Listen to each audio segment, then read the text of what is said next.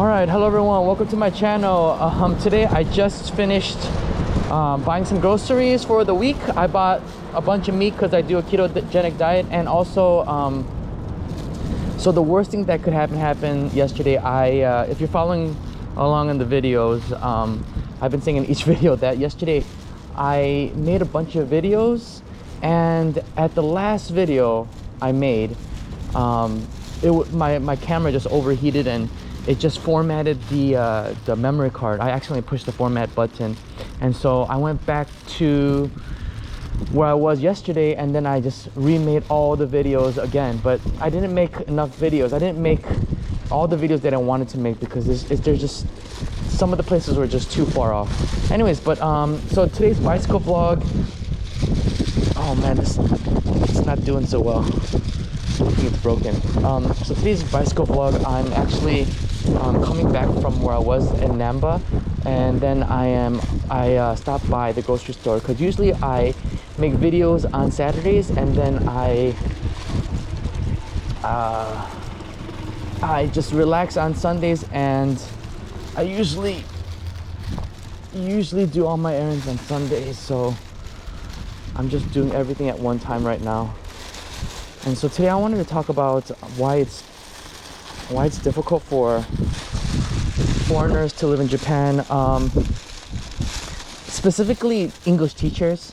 I just thought about this recently because I don't know if you guys followed my videos, but as you know, I am looking for new work, and I'm not really stressed out or anything like that looking for work. I mean, I guess I kind of am, just you don't know what the unknown is, and you know, when you change jobs and stuff, it's, you know, you don't know if it's going to be good or not, and it's usually bad. And they have new people that come to my work now and are going to, one is going to take my place, and there's a lot of new people that are working, and I've gotten to talk to them and talk about their past, and it sounds like their past hasn't been really good with their experiences teaching English. So I was just surprised at a lot of the things that they went through before they got the job where I work now. I'm kind of worried about this meat. I got some liver and I got some ground beef.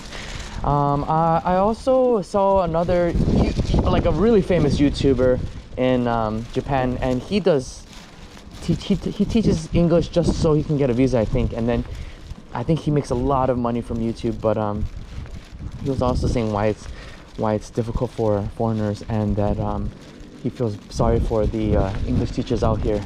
And you know, I made a lot of videos before about how living in Japan is better as far as like comfortability, but you know, I never realized that, and I don't really have I have a pension through the government, but I don't really have any savings. And if something ever to happen to me, like God forbid, like I get hit by a car or something, I don't really have any extra funds to prepare for that. So for me, I don't really, I mean, I should care, but I don't. I mean, I do care a little bit, but I think I'm more living in the now than the later. So that's just how I've always been, and you know, I'm going it through day by day than going it by, you know, year by year. So so let's just get started with one of the things is that oh, what's wrong with my bike? One of the things is that as an English teacher, you don't get paid that much, and I think I've explained this before too, and I hope I don't sound like I'm just complaining, but also kind of warning people that come here. And I think I'm a lot different from your everyday English teacher. I'm not saying that I'm better or anybody else is better. I'm not comparing myself. I guess I am comparing myself, but I'm just saying that I'm not like the typical foreigner that comes to Japan. And I think there's two types of foreigners. There's like Western foreigners like me, and then there's like Asian foreigners or other country people that come. Other people that come from different countries. So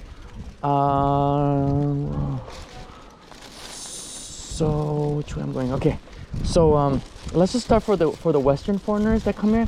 Most foreigners that come here like study English, or even study Japanese, and Japanese is like their major.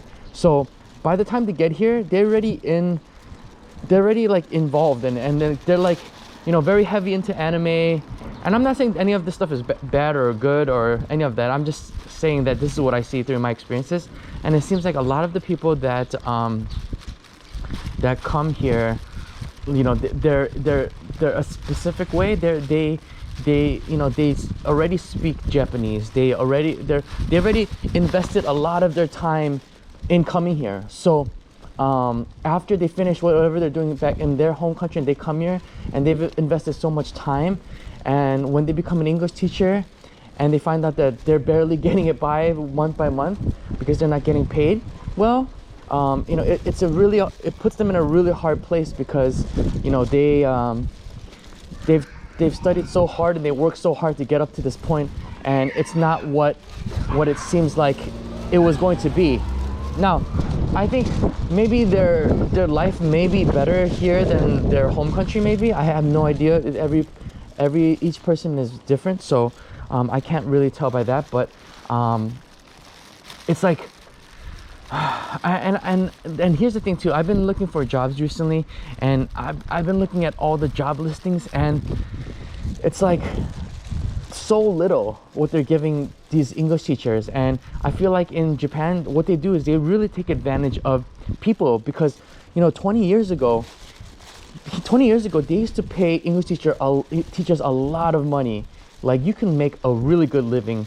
Like, I remember one of the new coworkers that I met, he actually met a guy who, you know, back 20 years ago saved enough money and bought a bunch of houses in America, and now he still teaches. But, you know, those houses are making him money. But nowadays, they're not really paying English teachers enough money. I think, you know, during the 80s and when all these when English was important, they came here, and they're probably these companies are thinking, why are we paying these foreigners so much money to teach when we can just pay them less? Because more and more people wanted to come to Japan. So now you got all this supply, is that right? Supply for the demand, and you have more supply than demand. So they don't want to, they can get as many English teachers as they want. They can get, like, they can just keep getting them. And I think we become just kind of expendable, and that's how we feel. I think if you talk to any English teacher in Japan, they'll say that they feel expendable. Is that the word? But yeah, so what are these kids doing here? Let me go around. All right, so yeah, so a lot of people, they don't really, a lot of English teachers, they don't feel really appreciated, and more and more we're getting paid less and less money. So I was looking for, right now, I can't really see. All right, so yeah, right now, there aren't really any good full-time jobs.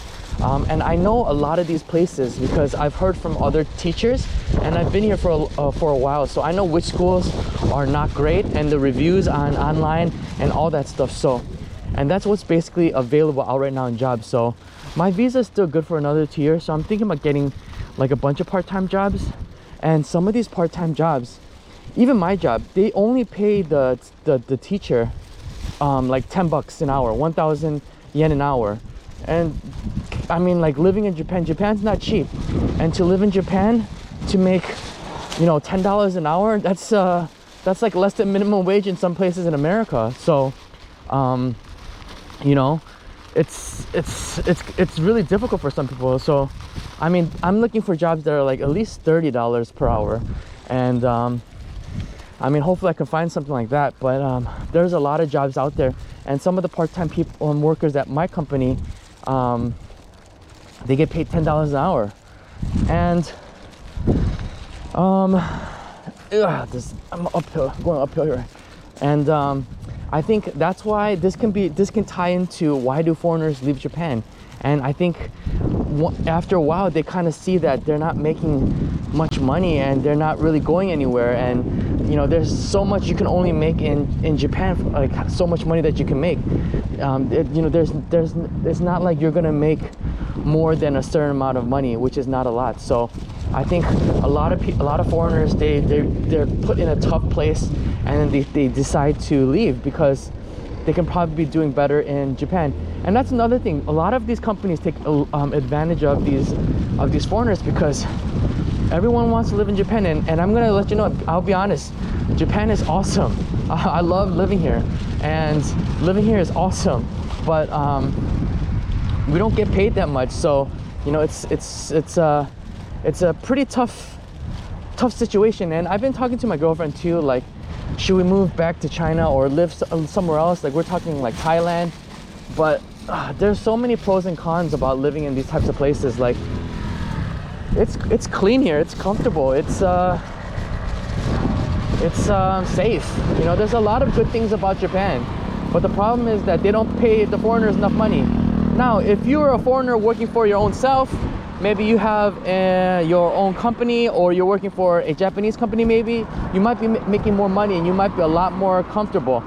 But as far as English teachers, I feel like far and few, they either leave or get married to a Japanese person and they pretty much get stuck here, or they just live the ordinary life. And again, if you live that ordinary life, you can live well, not well, but you can live all right. But you know, your pay's never gonna go, you know, more than 3,000 bucks, I think.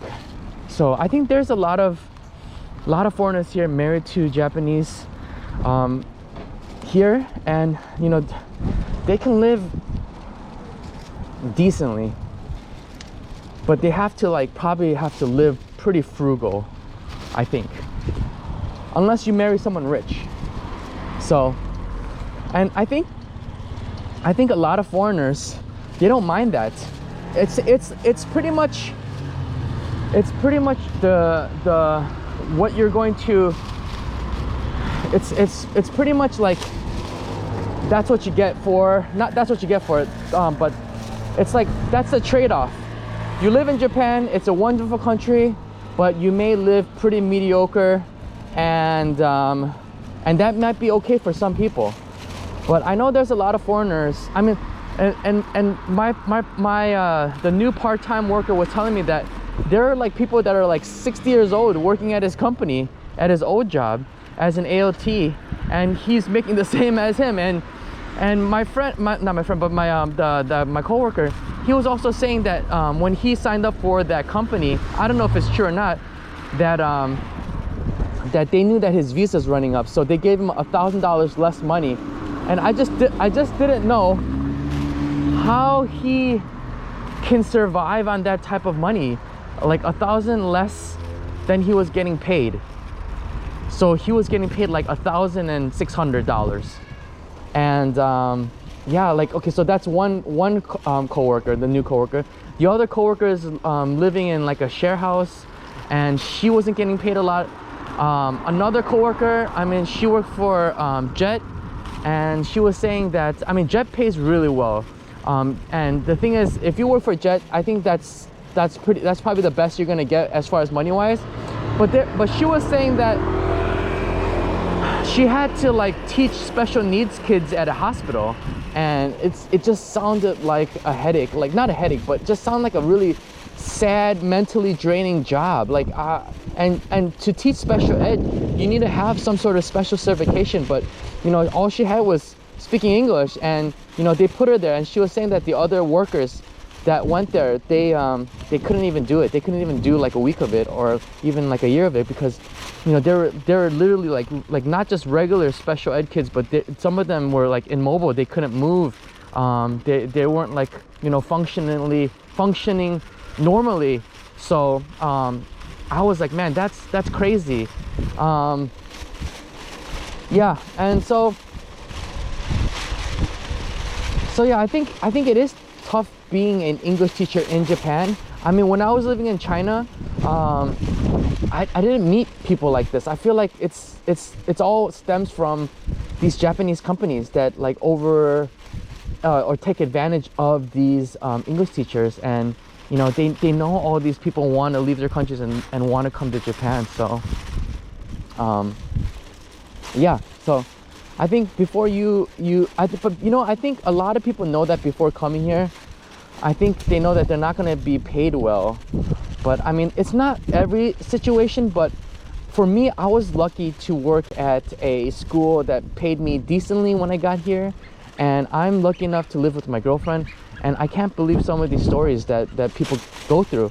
And I thought, well, it's before meeting all these people that I thought, you know, it's not so bad. But as I'm living here and working here, I'm starting to see that, man, the money that I get every month and the money that I have to pay as far as like taxes and all these like extra stuff, I don't know if it's worth it. But at the same time, it's like, I love being here. I love Japan. I love the people. I love everything about Japan. It's just hard to live here. And I think most of it stems from money-wise. So if you have anything interesting to say, I'm not interesting. If you have any comments about this, let me know. Leave it in the comments. I'm trying to think if I've missed anything. Yeah, no.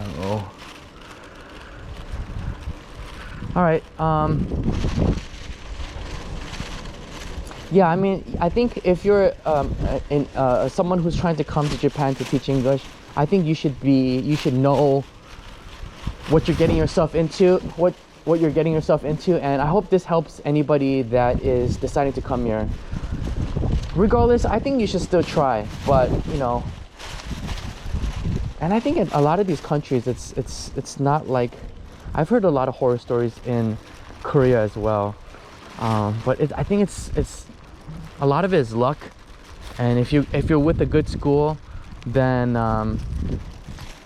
I think a school that pays you enough money, I think that's good. I think you have to just be, you know, you always have to be like vigilant, and not vigilant, but you just have to see, you know, open your eyes and see, you know, the right things in different places. Anyways, I'm also putting all the job interviews together that I'm going through, and I'm gonna put it into one video if that helps anybody.